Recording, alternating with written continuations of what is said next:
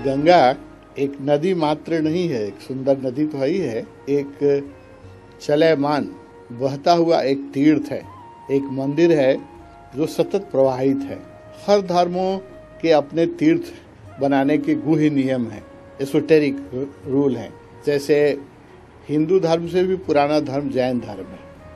तो जैनियों ने जो अपने तीर्थ बनाए वो सूखे पर्वतों पर बनाए, पहाड़ों पर, और ऐसे पहाड़ जिसमें पेड़ नहीं हो। गिरनार, संवेद शिखर और ये पारसनाथ की पहाड़ियाँ, ये जो जैनियों के जो तीर्थ हैं वो सब पहाड़ों पर हैं।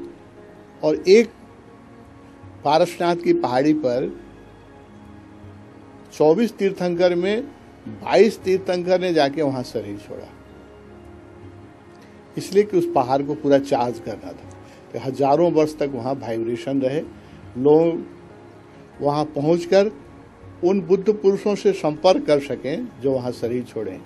इसलिए 24 तीर्थंकर जन्मे हिंदुस्तान के अलग अलग भाग में, लेकिन शरीर छोड़ने के लिए सारे पारसनाथ 2 नहीं पहुंच पाए 24 में। एक तो महावीर नहीं पहुंच पाए, जा ही रहे थे, बीमार पड़ गए रास्ते में। पारसनाथ से एक दिन पहले पावापुरी में उनका शरीर छूट गया। वो भी जा रहे थे पारसनाथ में ही शरीर छोड़ने, लेकिन एक दिन का रास्ता बच गया था, तो बहुत जोर से पेचिश हो गई, बीमार पड़ गए। और पारसनाथ के नज़दीक ही पावापुरी है, पावापुरी में उन्होंने शरीर छोड़ा। बाकी 22 तीर्थंकर एक ही पर्वत पर एक ही जगह जाके शरीर छोड़े, ताकि उसको इतना चार्ज कर दिया जा सके कि वहाँ कोई बैठे तो उनसे संबंध जुड़े। और एसोटेरिक विज्ञान है, गहन विज्ञान है, जिसके कारण उन लोगों ने एक जगह पर शरीर छोड़ा। अब हिंदुस्तान में जितने तीर्थ, जितने धर्म हैं, जैन, महावीर, जैनियों के बारे में मैंने बताया आपको कि जैनी जो हैं वो पहाड़ों पर अपने सारे मैसेज दे गए, और फिक्स पहाड़ हैं 3-4 जो नाम मैंने आपको बताए। वहाँ आप जाएं तो वहाँ आपको बहुत गहरी अनुभूति होगी। और आप चाहें, अगर आपके पास थोड़ा ध्यान की समझ है, तो उन महावीर सहित 24 तीर्थंकरों से संबंध जोड़ा जा सकता है, विशेष मंत्रों की सहायता से, विशेष ढंग से। बौद्धों ने क्या किया, जैनियों के बाद दूसरा धर्म हिंदू का है। हिंदुओं ने अपने जो जितने तीर्थ थे, अपना जो मैसेज था, कोड वर्ड था, वो सब गंगा को दिया, नदी को दिया। तो हिंदुओं के जितने महत्वपूर्ण तीर्थ हैं सब गंगा के किनारे हैं। सारे लोग यहाँ तपस्या किए, हजारों लोग जागे, इनलाइटेंड हुए, हजारों लोगों ने यहाँ शरीर छोड़ा, हजारों लोगों ने यहाँ दीक्षा ली और प्रवास किया। तो ये गोमुख से लेकर के गंगा सागर तक ये 3000 किलोमीटर की यात्रा है गंगा की। हिंदुओं के सारे महत्वपूर्ण तीर्थ, हिंदुओं की समझ बहुत तेज है, उन्होंने जल को दिया अपना मैसेज, पानी को दिया, क्योंकि पानी सबसे जीवंत चीज़ है, पहाड़ से ज़्यादा जीवंत। अभी पानी पर जो रिसर्च हुआ है नया, वो बताता है कि पानी के एक एक मॉलिक्यूल्स जो हैं माइक्रोचिप्स का काम करते हैं। जैसे माइक्रोचिप्स में आप हजारों इंफॉर्मेशन, लाखों इंफॉर्मेशन छोटे से माइक्रोचिप्स में रख सकते हैं।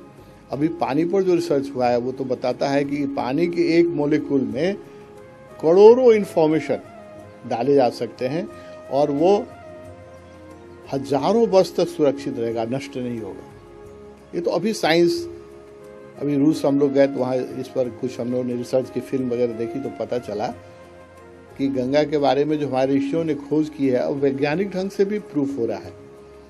दूसरा, पानी पर उन्होंने खोज किया है कि पानी जो है जीवंत चीज है।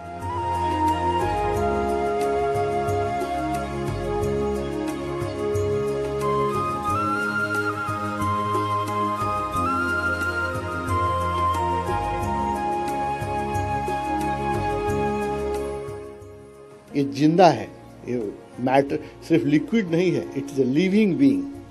अगर आप पानी के साथ गुस्सा करेंगे तो रिकॉर्ड कर लेता है आपका गुस्सा, अगर प्रेम करेंगे, प्रार्थना करेंगे, वो भी रिकॉर्ड कर लेगा।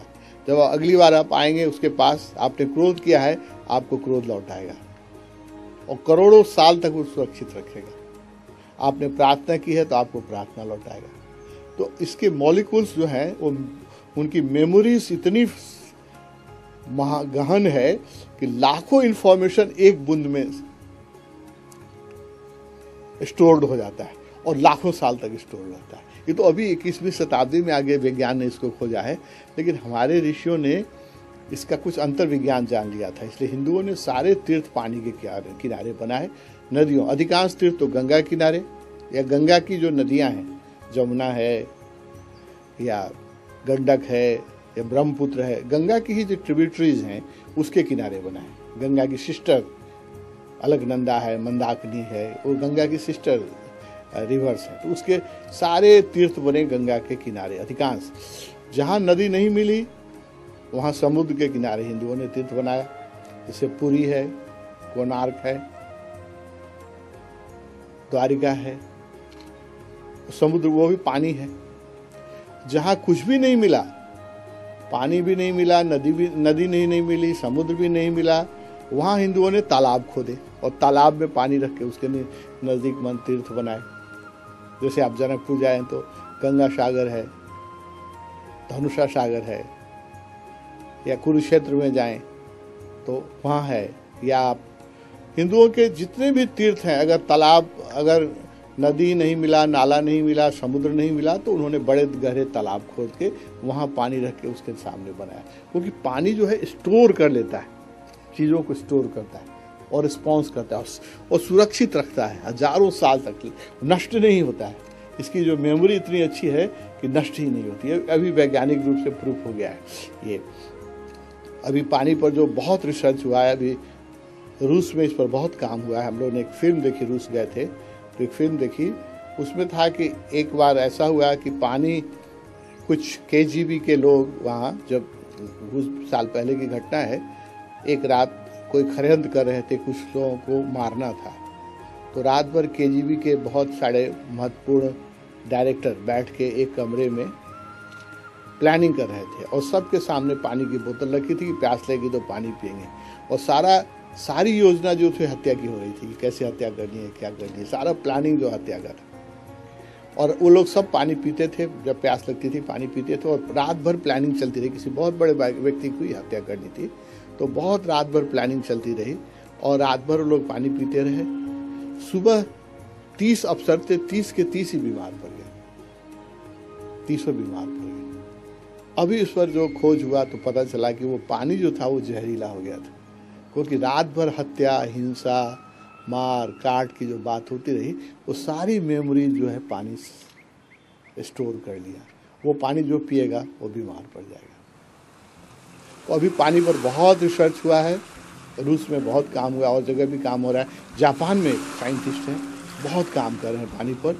उन्होंने देखा है कि पानी के सामने अगर आप ओम बोलिए और पानी के मॉलिक्यूल्स को, उसके क्रिस्टल को, पानी को जमा दिया जाए, बर्फ़ बना दिया जाए और उसके क्रिस्टल को देखा गया तो उसके क्रिस्टल बहुत खूबसूरत बन जाते हैं। और पानी को अगर आप डांटिए, गुस्सा कीजिए, गाली दीजिए, तो उसके जो क्रिस्टल बनते हैं बड़े भद्दे बनते हैं, काले बनते हैं, बहुत गंदे बनते हैं।